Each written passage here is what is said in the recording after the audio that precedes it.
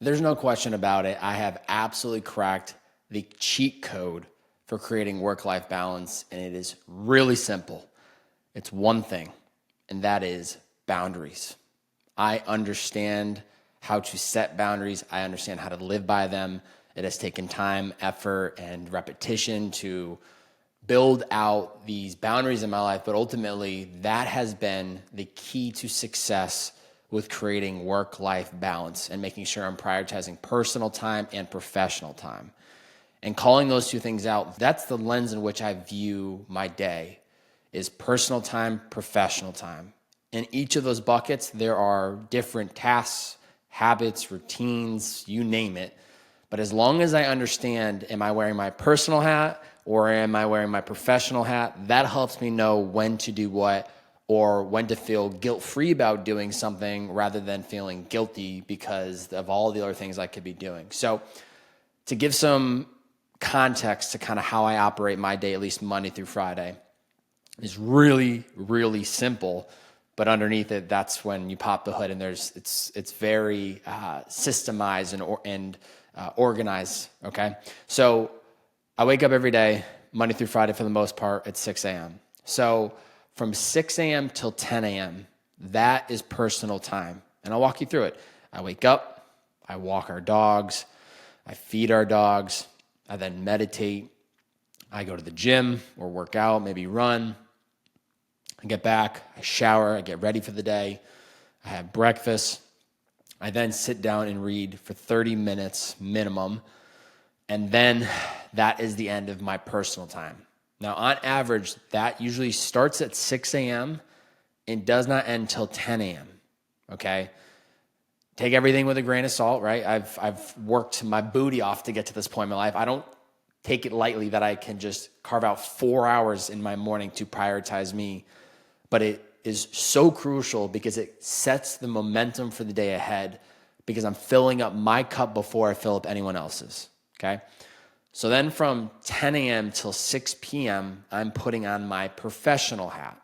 That's when I'm starting to turn on work mode, writing scripts, recording podcasts, answering emails, having client calls, working on offers for my business, catching up with people that operate and help run my business. Everything in the world of business happens from 10 a.m. till 6 p.m. So when I'm engaged in doing those activities, I'm not thinking about the personal things I could be doing. I'm rarely scheduling catch-up calls with family during this time. I'm not really thinking about planning my vacations or doing anything other than working. That's all I'm there to do. By putting on that professional hat, that's all I'm going to think about. And then it switches again for the third time. From 6 p.m. to 10 p.m., I'm now back into personal time. And wow, I'm just having a light bulb moment that I'm actually splitting my day out perfectly. I'm getting 8 hours of sleep. I'm giving myself 8 hours of personal time, and I'm giving myself 8 hours of professional time. Literally, it could not be written better. So from 6 p.m. till 10 p.m. could also be a magnitude of different things. It could be doing walk-in talks with friends.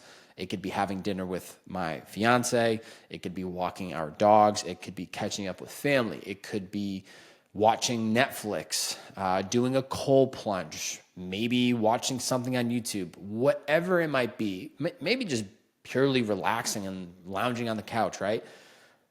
But that's when I allow myself to shut down work mode and go all in on this personal mode.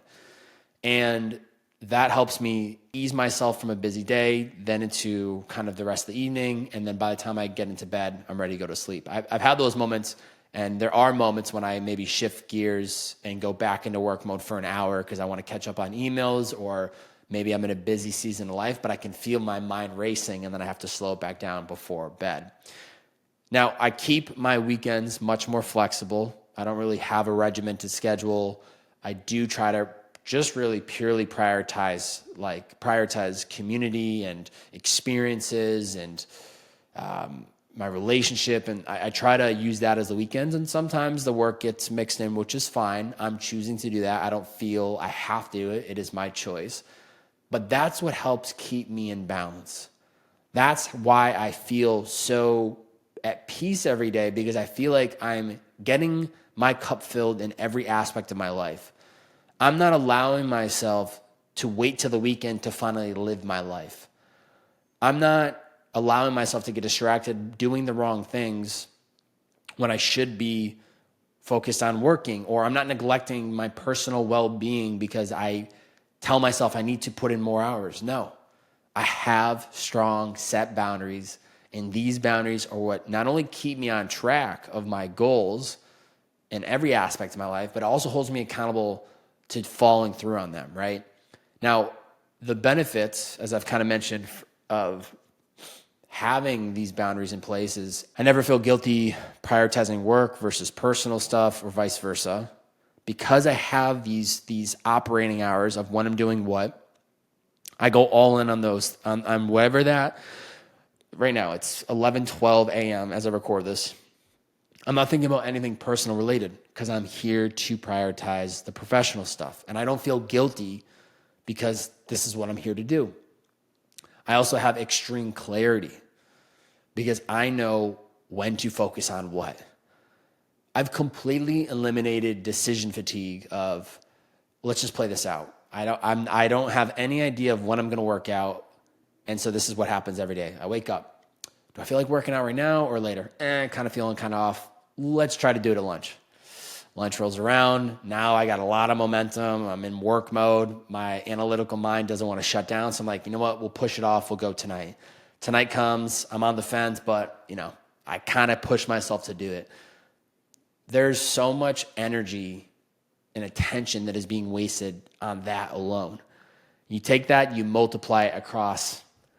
I mean, I don't even know where to start to do the math on how much energy could be wasted doing that. Feeling like wherever my mind goes is where the wind goes. And so like I could be in the middle of writing a script and then I'm like, oh, I got to book those flights. And then all of a sudden now I'm booking the flight. And then I'm like, oh, I got to make the reservation for dinner next week. And then I'm making the reservation and then I'm back to work mode. But then my mom calls me. So now I pick up the phone and I say hi to my mom and I'm on the phone with her for an hour, right? It just keeps going.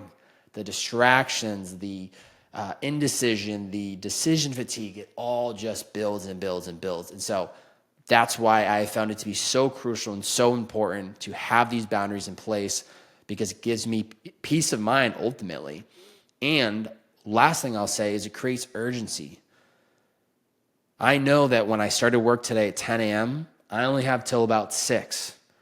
There's no questions asked. I'm going to push further. Some days I end earlier than that. And so I feel this pressure to kind of keep things moving and not get distracted in the mindless scroll or watching something on YouTube, because I know this is work mode. I have my imaginary work mode cap on right now, and that's all I'm thinking about. I guess a few other call outs of what designing my day like this, having these boundaries, knowing personal, professional time, seeing the lens, my life through those two lenses. This has also helped me avoid burnout.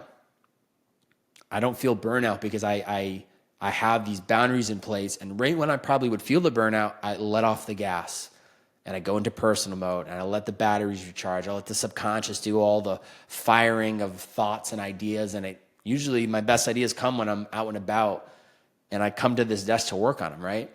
So I'm not dealing with burnout. As I mentioned, I'm not dealing with indecision. I don't feel as overwhelmed anymore because I'm very clear on when I'm focusing on what. So I've eliminated the overwhelm. I'm making sure that going into a Monday, at the time of recording this, the first 4 hours of my day are filling up my cup. I don't have all this anxiety of like, oh, I got to answer all the emails and get back the momentum and get the momentum going for the week ahead. No, none of that.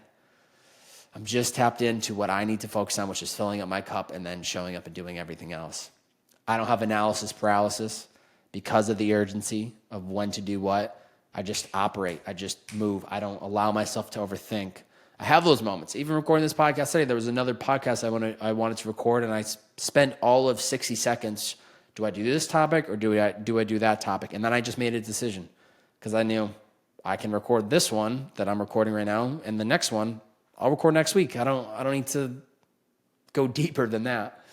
And then the last thing that having these boundaries in place and making sure that I'm having this work-life balance work frictionlessly is I've eliminated stress. I think it's good to have stress, a good amount of stress. That goes hand in hand with urgency. But other than that, I don't feel that anymore, because right when I would feel that stress hit, I turn the valve off. Oh, time to go into personal mode. Or feeling stressed about all the things I need to do in my business. Well, it's 10 a.m. Let's go into it. Let's start chipping away. If this is at all of like interest to you, and you're like, I need to start thinking my day like this. I don't know where to start, Bobby. Like, what do I do? It's all good. I got you. And this resource is completely free. Okay. About 2 years ago, I made a course called Master Your Minute. It's a 4-day free video course with a PDF online book. You can download it digitally, you write in it, you can print it. It is my gift to you. I've helped 3,000 other students go through it. I've taken everything I've learned and I built into this course. So if you're looking to help design your day to have work-life balance, go to bobbyhobert.com, look under the courses and look for Master Your Minute. It is completely free. There's no, 30 days later, all right, here's the fee. No, it's free. If you can go through that course and unlock this for yourself, more power to you. If I played a little bit of a role in that, I'm fulfilled. I'm trying to be of service to you. I'm giving you what I've learned and in the hopes that it will help you. So head to my website, bobbyhobert.com, Master Your Minute course. That will help tremendously. There's two other things I want to call out of how I can be of service to you. One is my one-on-one coaching program. We have 5 spots available right now. I'm looking to fill these up for the rest of 2024. This will be the last time to get in, but I ultimately want to step in and help you design a life that is aligned with your goals, with your priorities, and we will dig into the trenches. All the limiting beliefs that are holding you back, gaining the clarity of where you want to go, giving you direction on what that looks like on a day-to-day basis, and then lastly, setting in those boundaries in place so you're crystal clear and you're focused and nothing is distracting you. If that is of interest, also head to my website, bobbyhobert.com, and apply to my one-on-one coaching program called Lost to Limitless. The second and final service that I have to offer to you is my Design Your Life Men's Retreat, which is taking place here in Austin, November 14th through the 17th. It is my first retreat, and I am so fired up. We're going to have on-site a private chef to keep us all fueled. We'll be at a luxury property outside the city of Austin, about 40 minutes out. We're going to wake up every day and meditate, work out, journal, multiple workshops in a day. There will be food. There will be rest time. It's going to be incredible. There's going to be 6 men there total, with me 7, and then some of the other guys that may help to step in and facilitate. But as of now, half the retreat is sold. There is a very good chance by the time this podcast goes live on Friday, October, I think it's the 3rd, they might all be sold out. So I hope that is not the case for you if you're interested. Regardless, head to bobbyhobert.com. Look at the Design Your Life Men's Retreat. If it is of interest, put in an app ASAP, because it is first come, first serve. And I'll check out your app. I'll set up a time for you and I to get on a call and make sure this is the right fit for you. And we can make sure that this is in alignment as long as I have a spot. So seriously, act fast if that's the case, because I do have a lot of people that are in the process of making a decision, and I hope by the time this goes out that there is still room.